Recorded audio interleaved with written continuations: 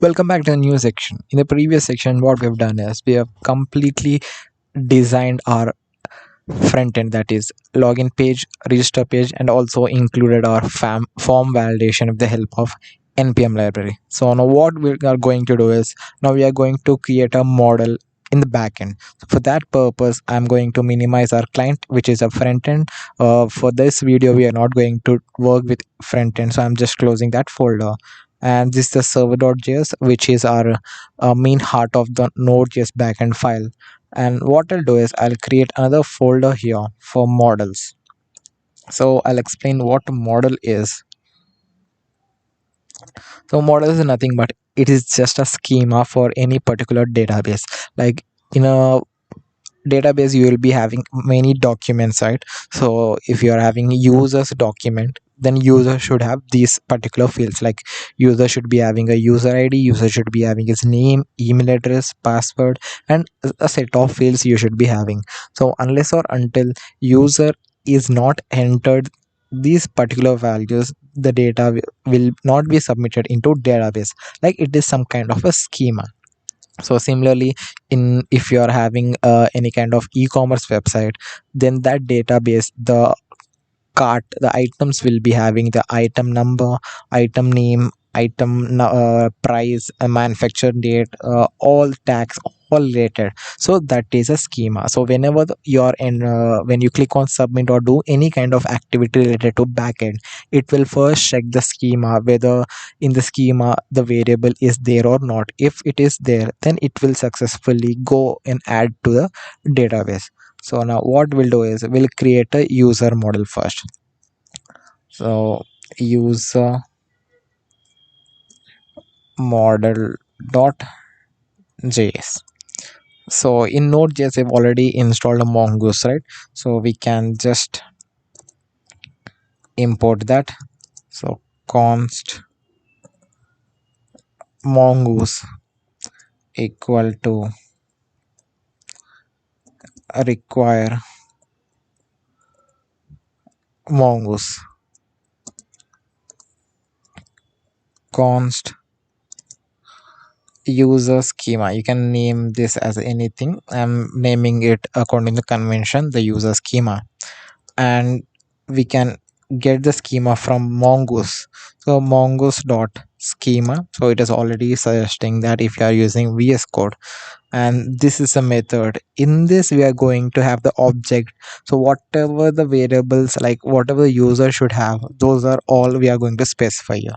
So user, the first object is user. Like user should be having a name, right? So we are having it as a user, and the type should be of string. So as I've told priorly, this is a schema. So every field should we are going to denote which type and all. If you are familiar to MySQL, there also we will be creating a table, right? So while creating a table, we are going to give like each column what is the type it is going to be. Like if it is id, we are going to with integer. If it is a name, we are going with string, and so on. So this is the name, so that I'm going with the type of string. And I'll have this trim also. So trim is nothing but trim is true. So trim is nothing but when you submit any kind of form, like submit this in our case is a user is a name, right? So when you click on submit, entering the name, it will remove all the spaces before the text and after the text, so which we no need, right? If anything is between, then it's fine, but at the start of the text and at the end of the text, we are not going to require any kind of spaces. So it just remove the spaces for us. And after that, this is going to be a required one. So required true. So we have completed one of the field. Now user, we are going to have email. So this should be also have type string. We are trimming for this also, it should not have any kind of prior and after spaces. So true. Required would be also true. And after that we are going to store user password also, right, in the database. So password, it should be also a type of string.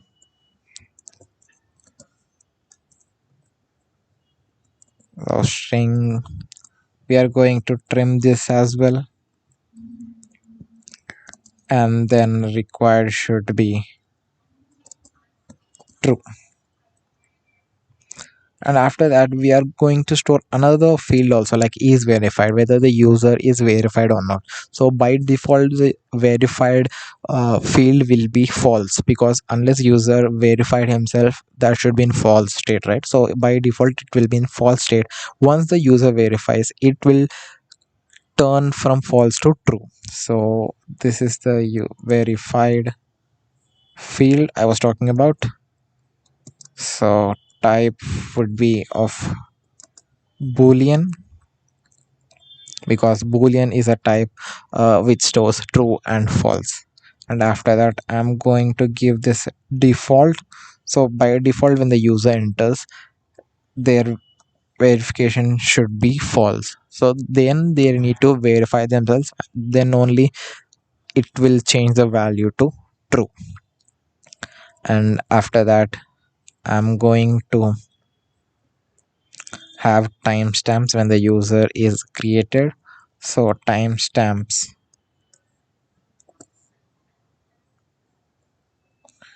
is also true. Yeah, so we are done with our schema.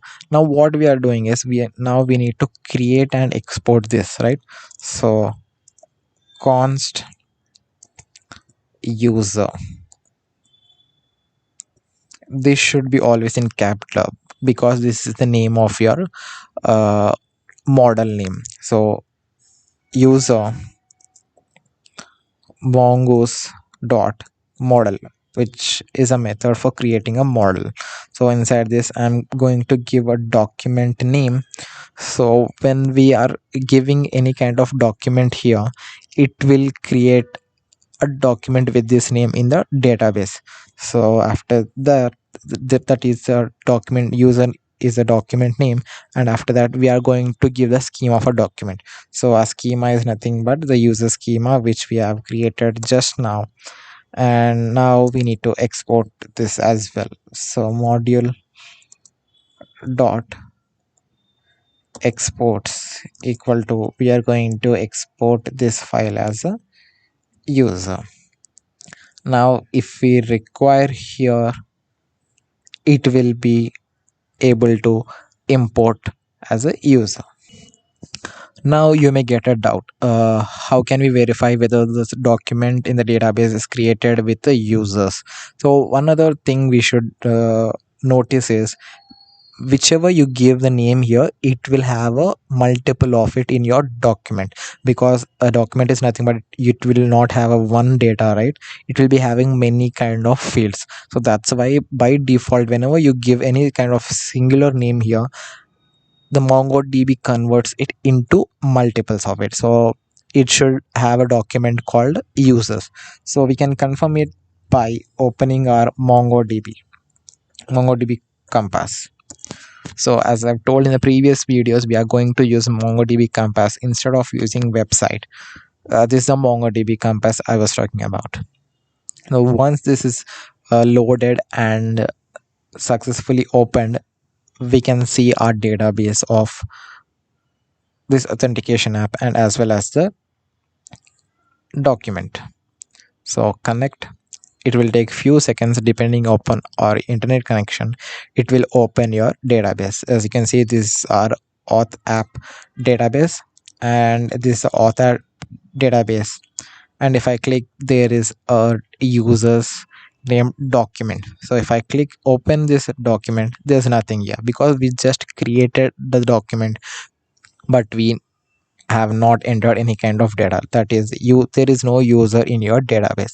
So this is how you are going to create a model, that is after creating it will automatically get created in the MongoDB also.